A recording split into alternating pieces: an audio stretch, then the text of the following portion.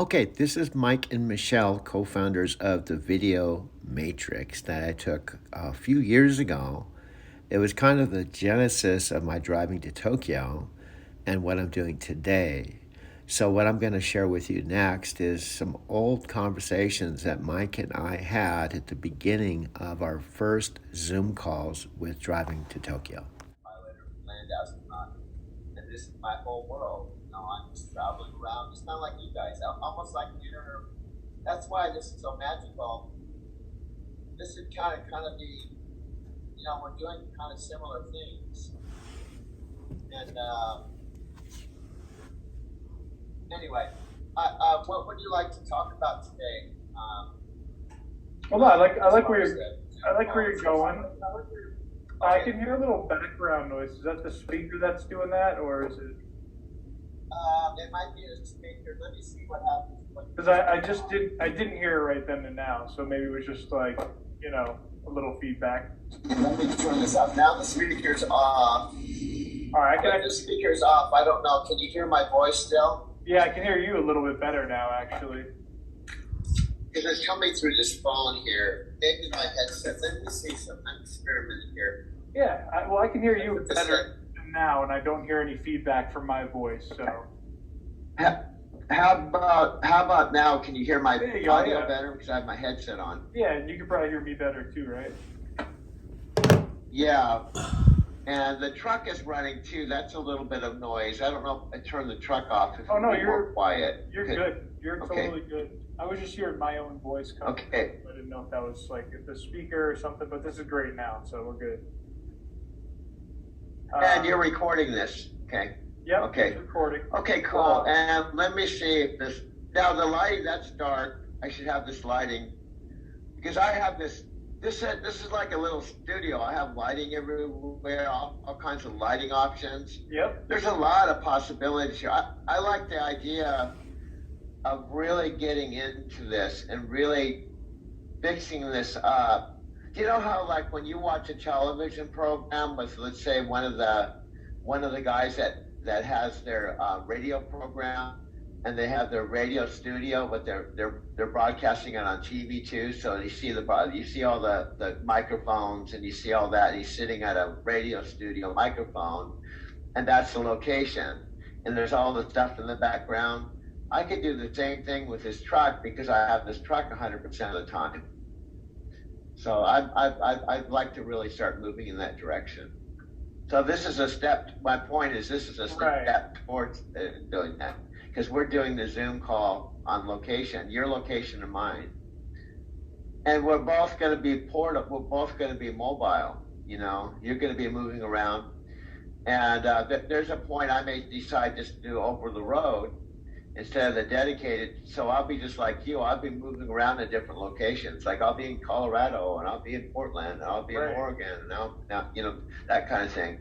And I'm kind of leaning towards that. Days, even if you just did that for like let's say you did it for half a year, if you look at your YouTube channel, we've been putting up some videos, and it's adding content fairly quickly. So, once we get this whole thing like locked in, where you have just a channel of all these videos, now you can focus on your everyday life and maintaining things like your live that you did on Facebook the other day. I want to see that on YouTube as well, because that was perfect, and you kind of, you feel the time limit, you don't want to be on there for too long, but some people go on and do like hour-long streams every day based on whatever they're passionate about. So, that's something that you could do as well. There's no doubt. There's no doubt. Sorry for interrupting you, bro. What I want to say, it happens very organically for me. Like I may sit down and really in my heart, that instant when I'm sitting down, I feel I have nothing really more to say but hello, And then what happens is energy comes over me, and it's like a channel.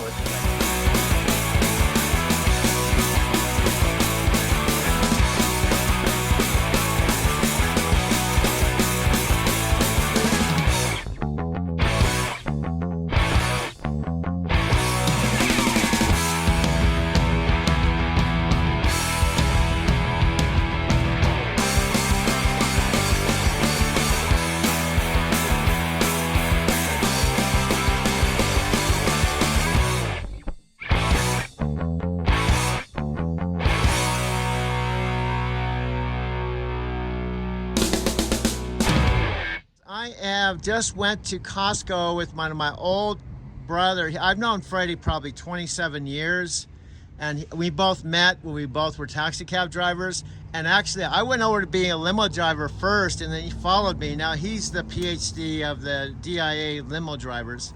And anyway, this is his SUV Hoover X.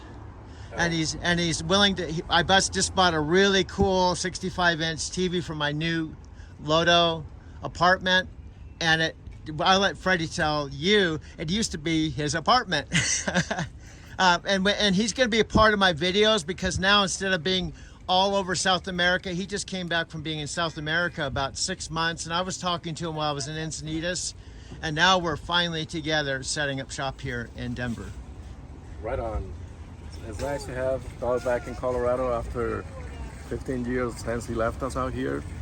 And all of a sudden, like, he decided to come, and I'm still on the road. And next thing I know, getting back in June and mentioning to Doug the place that, you know, that I have spent 8 years in lower downtown. We've been talking about for years. For years. Yeah. And out of the 93 units that they have there for lease, it happens to be the one that I actually lived there back in 96 all the way to 2004. So things are lining up on the right way. I'm really happy to have Doug back in Colorado. I'm so excited. As you can see, we're loading all of his new gear, TVs, and You've got TV, paper towels, dolly. Water. You must have water in Colorado because it's sort of like dry up here. But very excited, folks. I'm really happy to be together with Doug. Freddie and I are kind of going full circle, because you have to understand, I've been a truck driver for about 12 years, and I've talked to Freddie on the phone while I was driving a truck all of those 12 years. And then he's lived here, and he used to tell me I'm kind of got a PhD in driving, because I drove like with him for 10 years back and forth to the airport, and then I drove additional million miles or 12 years over the road, and now I'm coming full circle, but through Lyft and starting over again. But we're back together in Denver. So absolutely. So great to be networking with you, Doug. Yep. And I just feel like coaching again, you know, like what we did is already done. And it's funny, you're going down to Colombia. He's going to Colombia. He just got back from going to South America, and now he's going to Colombia, and he's talking about coming back with someone. Right. Right. And he's been talking to me for years about going to Colombia. So on the horizon, maybe after I get set up with my loft, I may end up going down to Colombia with Freddie. But the bottom line is he's going to be a part of my video. Here's my new name, my Denver Video Marathon Man with a Plan, and this is the new plan. Absolutely, yeah. Wonderful. So all right, look for Freddie. Cheers up, Doug. Okay. And definitely we'll keep it real and be working with you guys again. Yeah, and hello to Colombia's friends, Freddie's friends in Colombia. You can say hello to them in Spanish.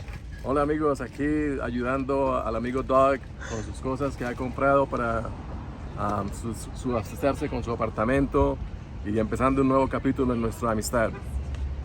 Muy bueno. Muy bueno, siempre. Mucho gusto. Mucho gusto, me llamo Paco. me Paco. And you know, we kid around. When Freddie first moved here from Colombia, he used to always talk and say, do you know what I mean? Do you know what I mean? Do you know what I mean? After every sentence, do you know what I mean? Do you know what I mean? You don't say that anymore, no? I got used to it. I've known Freddie over 20 years. This is Freddie when he helped me move my TV into my empty loft a while back in downtown Denver.